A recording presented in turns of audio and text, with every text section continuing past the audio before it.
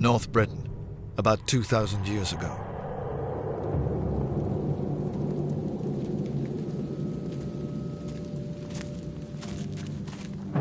The Romans ruled most of Europe, but not here.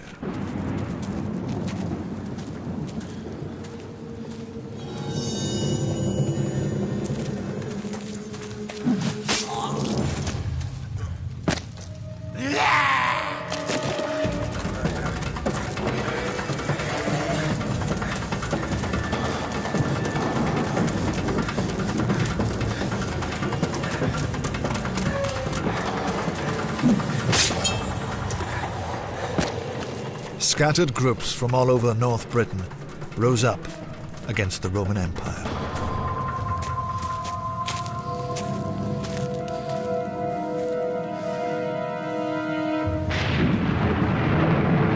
The emperor they defied was Septimius Severus. He was an African. Now is the moment! To steal Rome's throne, he had waded through blood. Let's put our faith in our strength and arms and occupy Rome!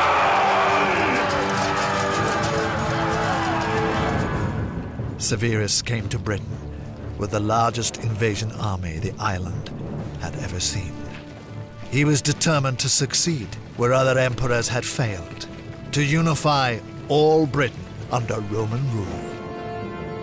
It would be the fight of his life, and a war that would change Britain forever.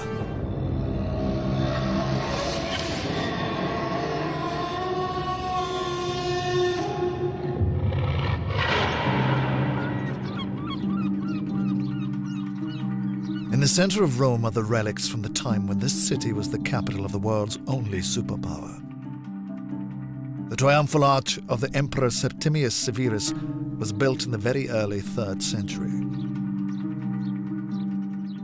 It describes the victories of Severus in stone and glorifies the man as a living god. But he was not Roman emperor by birthright. He was an outsider who forced his way onto the throne. In 193 AD, Severus's predecessor as emperor was assassinated by his own bodyguard, the Praetorians. Severus was then military governor of a Roman province in Central Europe. Just like you, I loved and revered the emperor. And now the Praetorians, who were supposed to protect him, they have killed him. At 48, Severus was already one of the most influential men in the empire. Rome must be protected from these murderers. Now he made a play for Rome's throne, even though he was an African. The Roman Empire stretched from the Atlantic to the Middle East, from Britain to North Africa. Severus had been born in Libya, in Leptis Magna, one of the jewels of the empire. His family were oil magnates. In their case, it was olive oil. At its spectacular theater, young Severus would have been enthralled by the legends of Rome. In the streets, he'd rubbed shoulders with other wealthy Africans who had also been big players in Rome. In Rome, money bought power, wherever you came from. By the lifetime of Septimius, Rome has been the major power in the Mediterranean and beyond for about 200 to 300 years. And the way that the empire has survived and perpetuated itself is by giving provincials a stake in the administration of Rome. So that senators have increasingly come beyond Rome, beyond Italy. And the family of Severus is one of these. Severus had hungered for success in Rome. He had used his inherited wealth to buy his way almost to the top of Rome's ruling class. But until Severus, no African had been emperor. The career of Severus can be traced through archaeological evidence. It's also described in detail in surviving written sources. One Roman chronicle was based on Severus's now lost autobiography. Another was written by someone who clearly knew him well. These Roman sources reveal the ruthless cunning in the rise to power of the African emperor. After the murder of the previous emperor, Severus seized on the treachery of the Praetorians as an excuse. He pretended that he did not seek power for his own sake, but only wished to avenge the emperor. They believed him. When he had his officers in his hands, Severus spoke to the troops. What have we to fear? The Praetorians. Those luxury-loving sots wouldn't face your battle cry, much less your battle line. You're used to hard living, to heat and cold. The campaign is the true test of the soldier, not easy living in Rome. So let's put our faith in our strength and arms and occupy Rome! Now Severus could at last enjoy his dream of glory. In a dream, I saw myself suckling a wolf, like Remus and Romulus, the founders of Rome.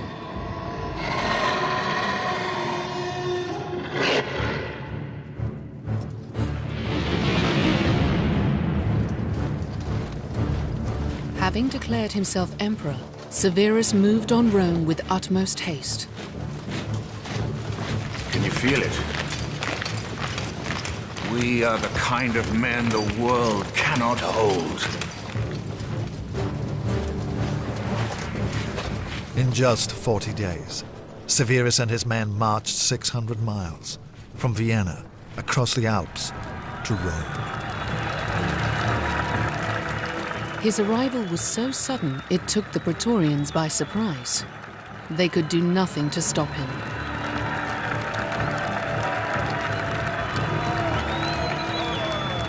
The defenseless Senate had to proclaim Severus emperor. The outsider was now the most powerful man in the world. After taking the throne, Severus prowled his empire for over a decade, crushing rebellions and securing the frontiers. He marked out his territory.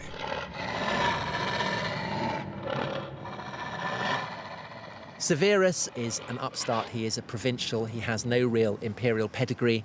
And so he is concerned to win glory for himself and thereby establish himself as a great hero in the broad tradition of Roman history.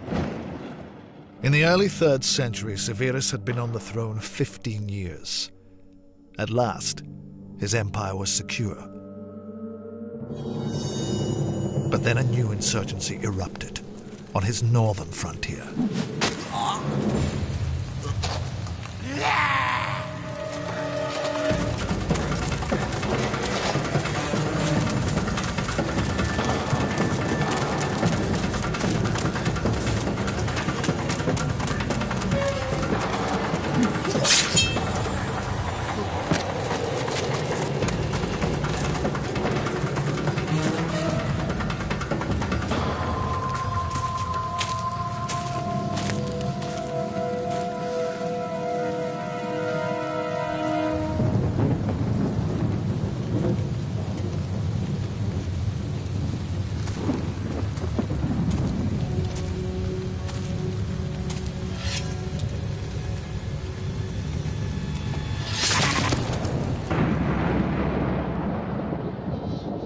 Severus received dispatches from his governor in Britain that the barbarians there were in revolt, looting and plundering along the frontier. The emperor's presence was requested.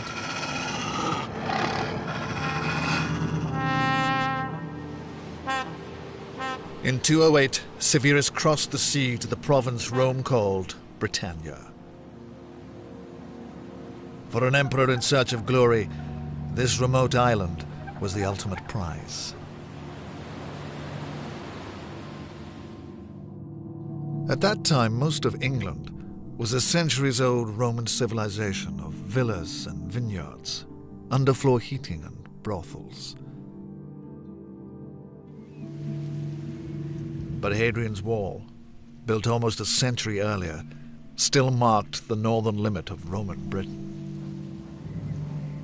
It snaked across the hills all the way from the North Sea to the Irish Sea, splitting the island in two. No Roman commander, not even Julius Caesar, had completely subjugated the barbarian lands to the north.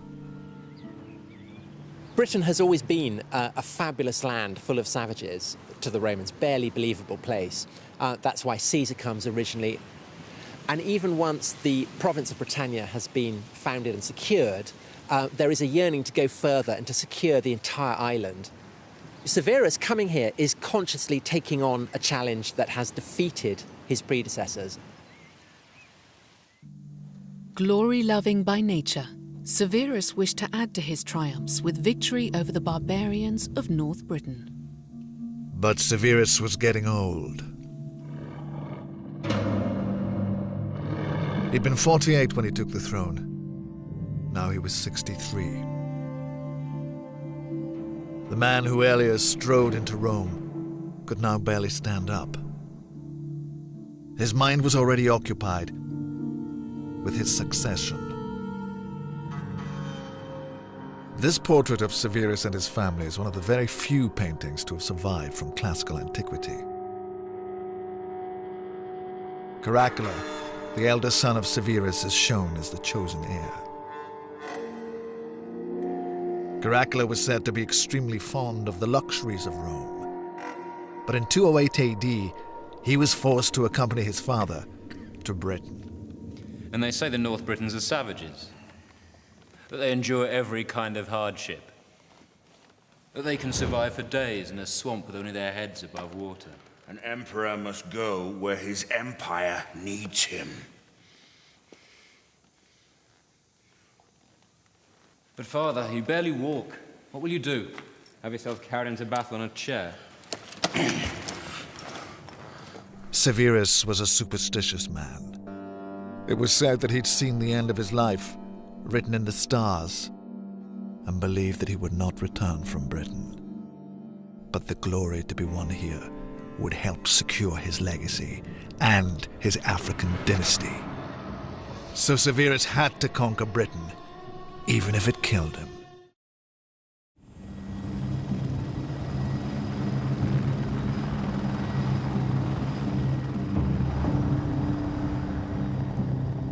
"2,000 years ago, North Britain was Rome's violent frontier.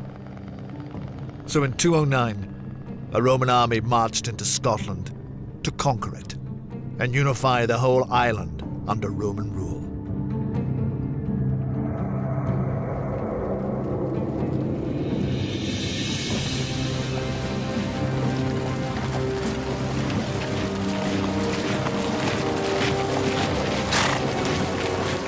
In command was Septimius Severus, an African who had become emperor of Rome.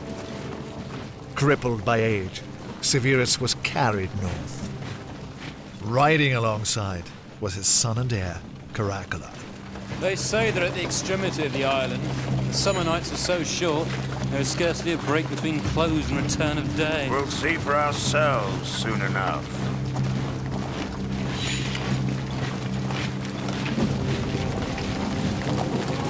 Ahead of them lay an unknown land of bleak mountains and thick forest. So Rome entered these badlands with overwhelming force. 2,000 years after Severus marched across North Britain, archaeologists are still discovering evidence of his huge army. Each night in enemy territory, a Roman army always built a fortified camp, and traces of them can still be seen from the air. Aerial archaeology is the best technique for discovering the remains of the camps which they stayed in overnight whilst they were, well, overnight and for several weeks potentially as they were marching through the country. So the third peak, if we scoot around that and come back and then we'll have a look. The Roman site that we're about to see was known as Trimontium, and of course we've got the three hills here, so that's where the name comes from.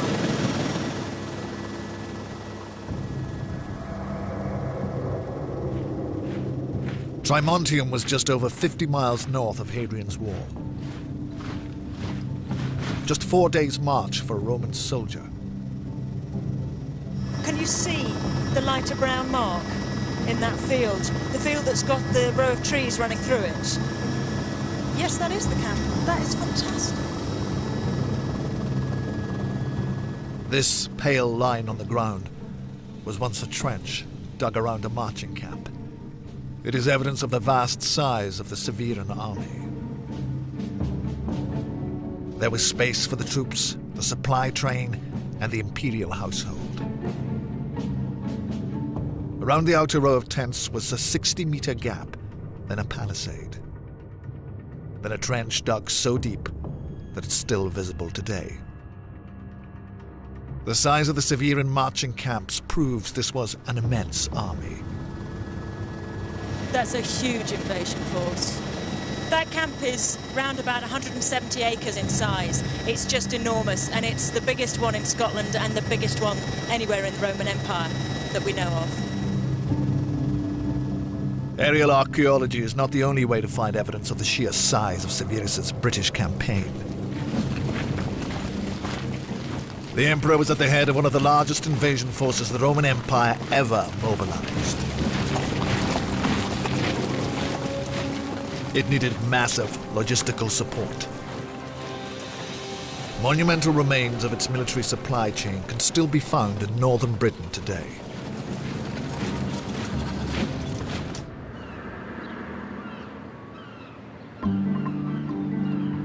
South Shields, a few miles east of Newcastle.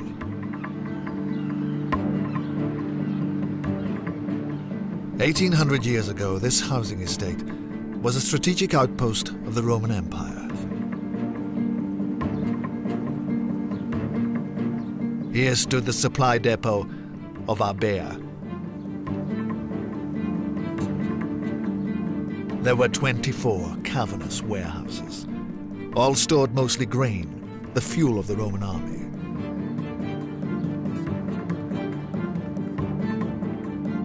The warehouses were built for the Severan invasion, and his personal luggage tags have been found in these remains. This small lead casting sealed the cargo of Severus. Here he is, with his trademark spiky beard.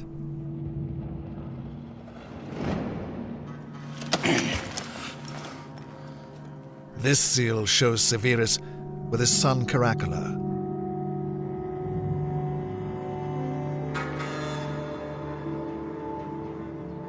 At Arbea, Severus could store 3,500 tons of grain, enough to feed an army 40,000 strong.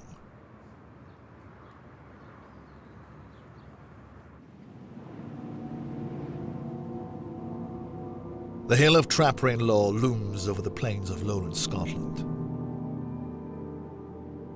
Archaeological digs have identified that North Britons lived here during the Severan invasion.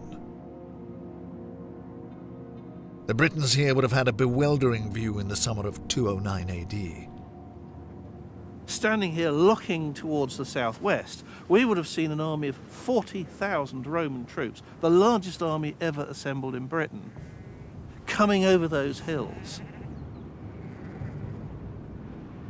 What they're seeing is a mobilization of manpower on a scale they'll never have experienced or imagined before.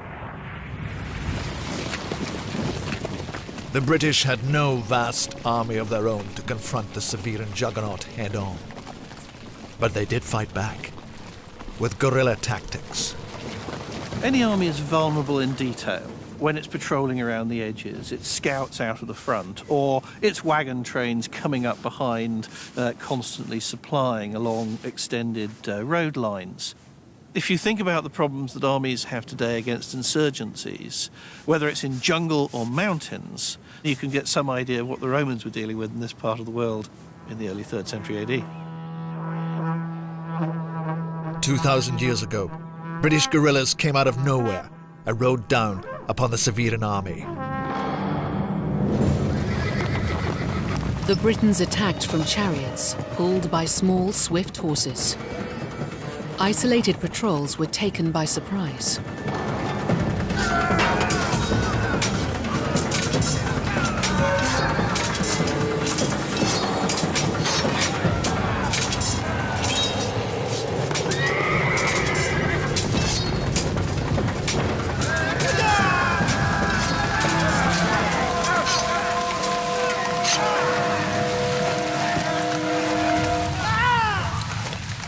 And it was easy for the northerners to slip away. They just disappeared, in the woods and marshes they knew so well.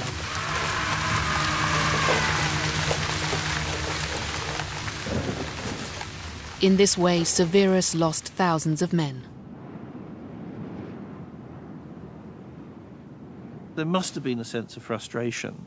But that was one of only a range of pressures on Severus himself at the time. Remember, of course, he is critically ill. He's been carried around in a palanquin, effectively, which is not the best way to campaign actively. So this is not a man who sleeps easily at night for any reason. A messy, irregular war was giving Severus little opportunity to make history. That needed a visible and decisive victory. Severus knew this well. It was how he rose to power in the first place.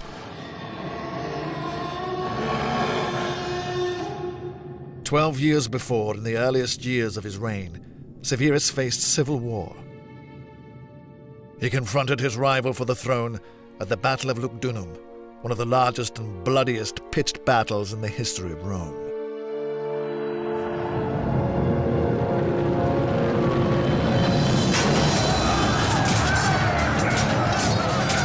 150,000 legionaries fought that day. Severus was in the front line.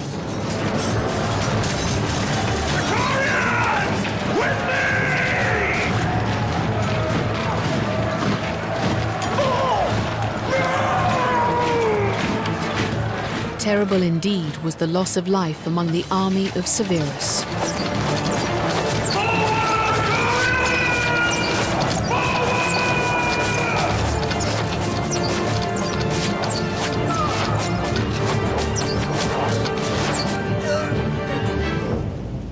The rebels thought the day was theirs. Then Severus led a powerful counterattack. Soldiers of Rome! Now is the moment!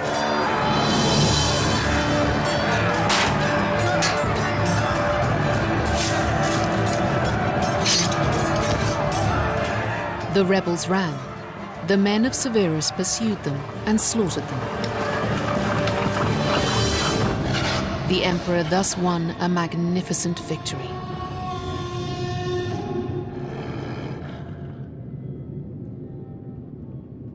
"12 years later, Severus was marching through Scotland seeking another clear-cut military victory, but his army was engaged in a grueling guerrilla war.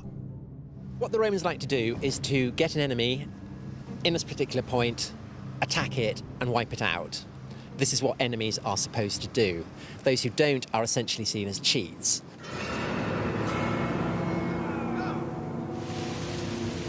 But Severus was cunning. His invasion force came from all over the empire. Within its ranks were men with fighting skills well adapted to guerrilla war.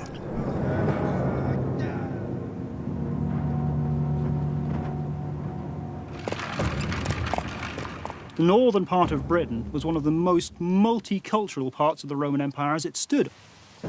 Already on Hadrian's Wall, we have Syrian archers, we have Spanish cavalry, we have regiments from all over the known empire. What Septimius Severus does is he brings extra soldiers, even more soldiers, into the mix from other parts of the empire, and this is very clearly seen through the types of material culture which they leave behind. These round houses are an extension of the Roman fortress of Vindolanda, built in the Severan period. But the round houses cannot be Roman. Roman buildings were always square.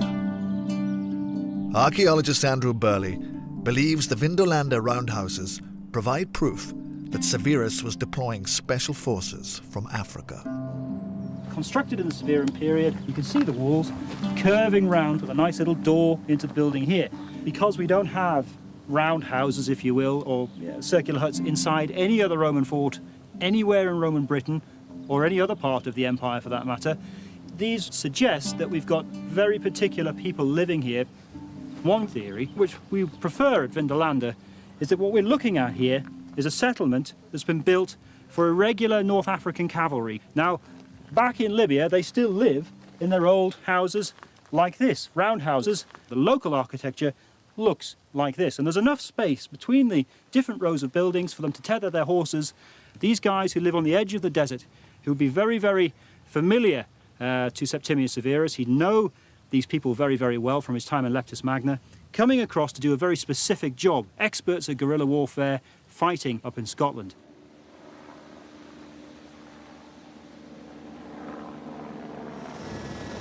There, yes, that's a Roman fort.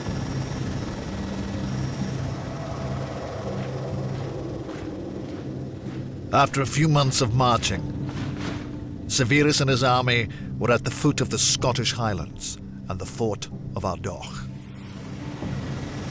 We're looking at the Roman fort of Ardogh here, where we can actually see the surviving remains of one of what we believe is Severus's camps. You can see a section of the ditch and a section of the rampart of the camp that was built, plus also one of the distinctive gateways and another little ditch outside, which is to protect the gateway.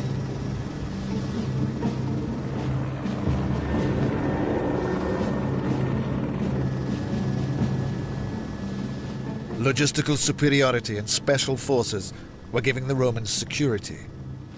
But Severus was also insulated from useful contact with North Britons that would help him to understand his enemy. There is a long history of empires stumbling into areas they don't really understand in politics, they don't really understand. We can find parallels for that in many modern conflicts, and it's true in the ancient world as well. They come into societies that are already complex and are already interacting in various ways, and they try to interfere with that, and that interference ends up creating an enemy far worse than what they originally came to deal with.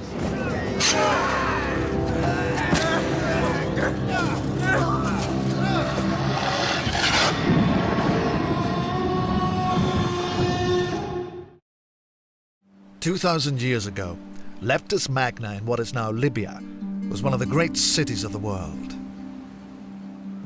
Septimius Severus, Britain's African emperor, had grown up here. But in late 209 AD, Severus was very far away from this Mediterranean good life. He was at the head of an army 40,000 strong, approaching the Scottish Highlands. In this wind-swept backwater, there were no cities, not even a paved street. The North Britons were scattered across their land in small, independent communities.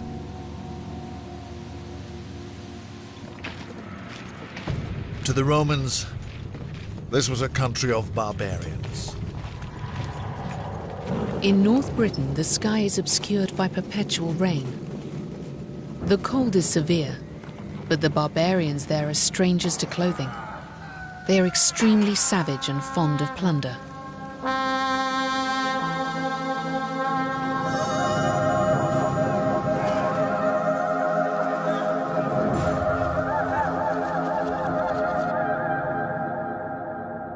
"2,000 years ago, the people here had no written language, so there are no surviving British chronicles to contradict what the Romans wrote. But the truth is being unearthed. At Burney on the Moray Firth, there is a remarkable archaeological record of Scotland's lost civilization. This is no isolated backwater. These are no barbarians, except in Roman eyes. We've got evidence of some 20 or so houses here. The dark spread you're looking at, set into the sand, the natural sand, is the curve of a roundhouse. You can see the line of the wall coming around, defined by these black spreads. The walls here are made of turf. The roof is also clearly made of turf. So you've got to imagine these massive green mounds or green cones, which you'd see on this kind of scale for a considerable distance. But North British settlements were not acknowledged by the Romans marching through here. The Britons' tuft homes were not even recognized as houses. The British have no houses nor walls, and they eat only wild game and certain fruits. The forests are their cities. And as Severus marched through North Britain, he fought no battle. Not even did he see his enemy in battle array.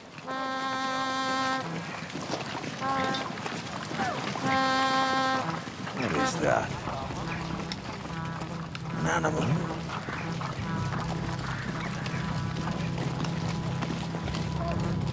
This is a carnix, a 2,000-year-old Scottish trumpet. The remains of one were found in a peat bog. When I stand next to it, it's happening now, this very moment. I'm shivering at the thought of actually touching what somebody did 2,000 years ago. What these people have done is to construct a musical instrument which is more sophisticated than anything that the Roman culture produced in this family. Now, this is without question.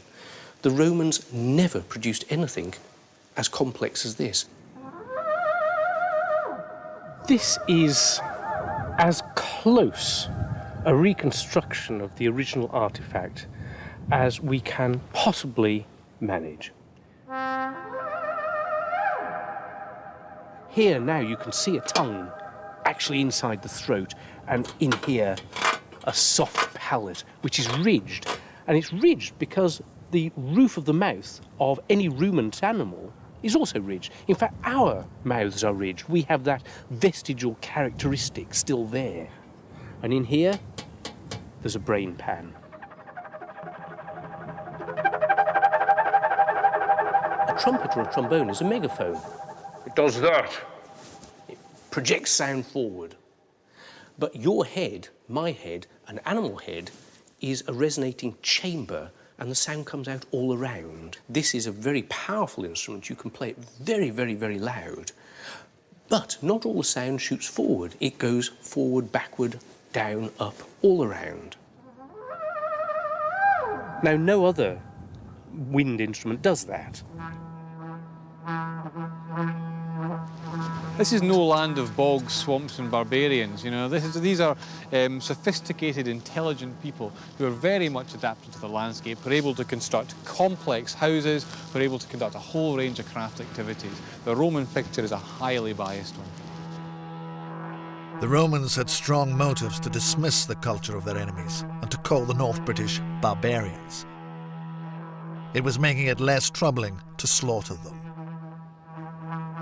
These are hairy savages who don't have cities, who don't have central heating.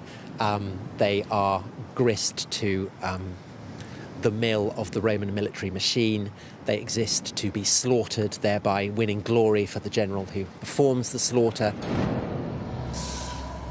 You don't get an omelette without breaking eggs. You don't become a glorious Roman emperor without slaughtering a few barbarians. That is taken for granted. The killing of the British wouldn't be indiscriminate.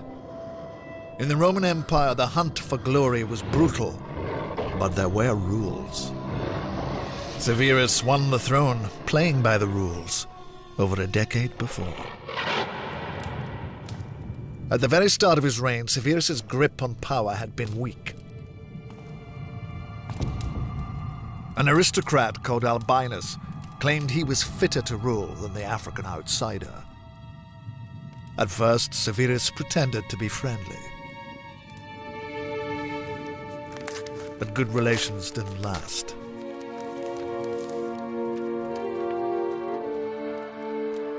This triggered the civil war that Severus settled at the Great Battle of Lugdunum.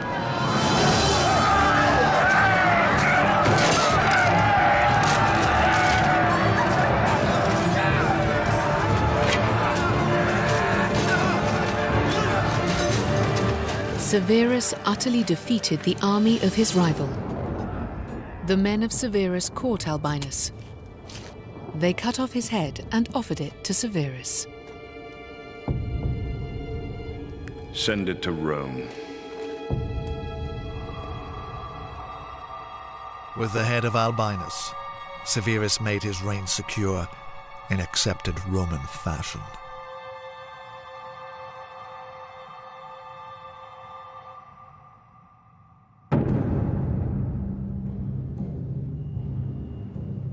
"12 years later, the African emperor was in Scotland, hunting for an army to do battle with, and most of all, a king to kill. What the Romans like is an enemy that they can decapitate. They can get rid of the leader, move in, take over, lock, stock and barrel, an entire kingdom. According to Roman records, Severus and his 40,000 reached the coast sometime in late 209. But archaeologists believe that he was not at the far north of Scotland. Severus had veered east. He was somewhere near modern-day Aberdeen. Severus was in the wrong place, hundreds of miles inside enemy territory, with the sea at his back and a northern winter closing in. He still hadn't fought a decisive battle, and he hadn't found an enemy British leader to behead. Severus's problem was that North Britain had no king. No individual here had authority that spread beyond their particular patch. The people can have connections with the folk down the next village or the folk over the hills. This involves trade connections, blood ties, kin connections, marriage connections and so on.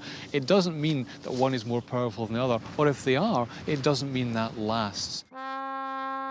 The Romans expected their order would defeat barbarian chaos.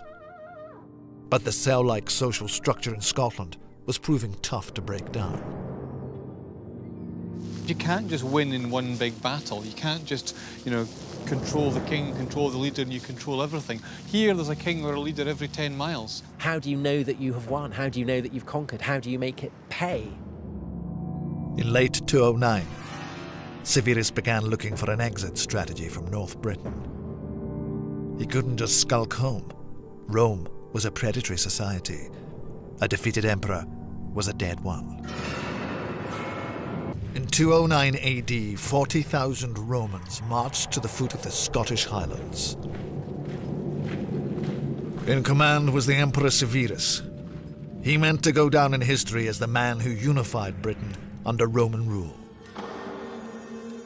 But Severus was weakening, and his son, Caracalla, was getting impatient for his own reign.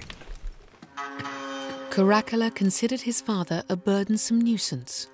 But father, you barely walk. What will you do? Have yourself carried into battle on a chair? Caracalla showed he thought his father slow to die, but Severus did Caracalla no harm. The Roman chroniclers thought love for his son clouded the old man's judgment. But there was a ruthless logic behind Severus's leniency. The African emperor saw himself as the founder of a dynasty. So what did it matter if winning glory killed him? But his son had to survive to rule.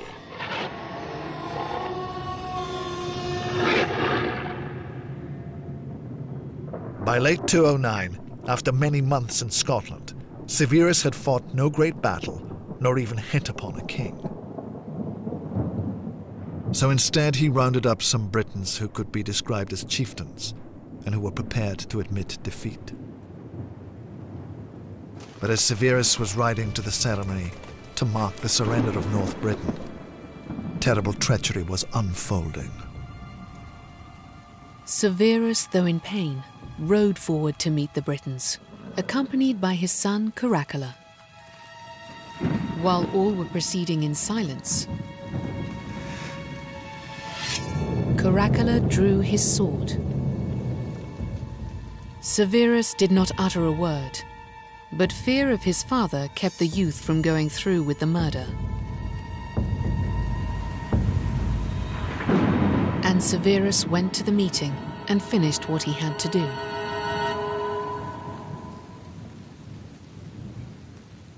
The British admitted defeat and promised to end the insurgency.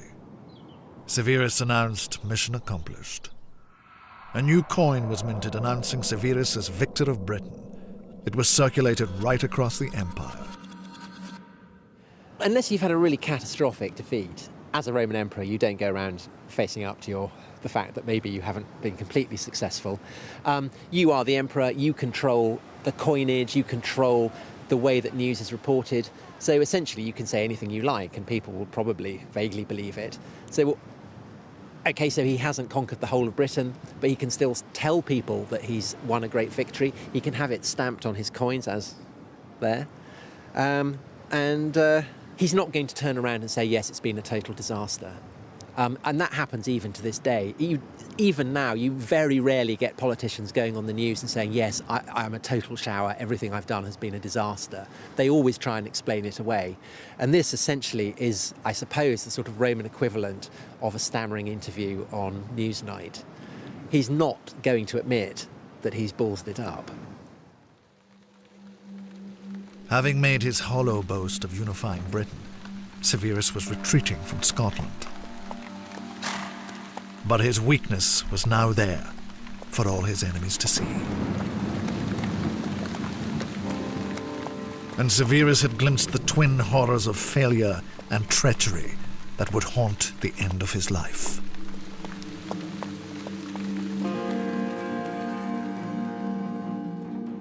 York was the largest city in Roman-occupied northern England. This was where Severus came to lick his wounds after his return from Scotland. Where the medieval minster now stands was Severus's imperial headquarters. The remains of painted Roman walls can still be seen in the minster's crypt. This was where Severus came to die.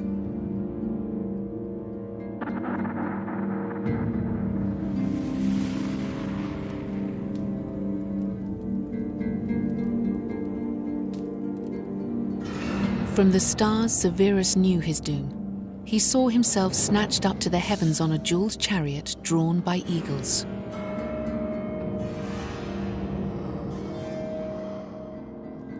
But as Severus was composing himself for his majestic final journey, his fragile British victory was unraveling. The insurgency was returning to North Britain. At their surrender, the Britons promised peace, but in their fragmented society, nobody had the authority to impose it. To Severus, this second revolt seemed a broken pledge. There are precedents throughout Roman history that where a people have gone back on their word, then the legions feel that they have the right to exercise the most remarkable brutality. The same would apply in the bogs and the fields of Scotland. Adding to that is the fact that by this point Severus appears to have been ill, he appears to have been haunted by premonitions of doom, he's anxious about the succession, he has a lot on his mind. From his sickbed, Severus ordered Caracalla to wreak genocidal revenge on the North British. Speaking to Caracalla, Severus quoted the words of the poet Homer. Don't spare a single one of them. Not even the child unborn in its mother's womb. Let them all perish, unmourned and forgotten.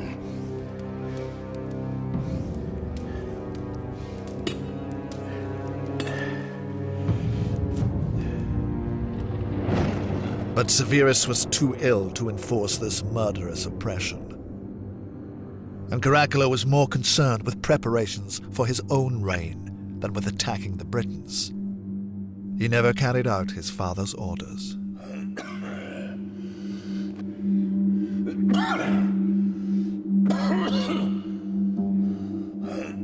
As the first African to become emperor of Rome, Severus set out to build a dynasty.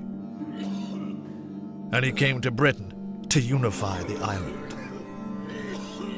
But as his life was drawing to a close, Severus could see that both these dreams of glory would die with him.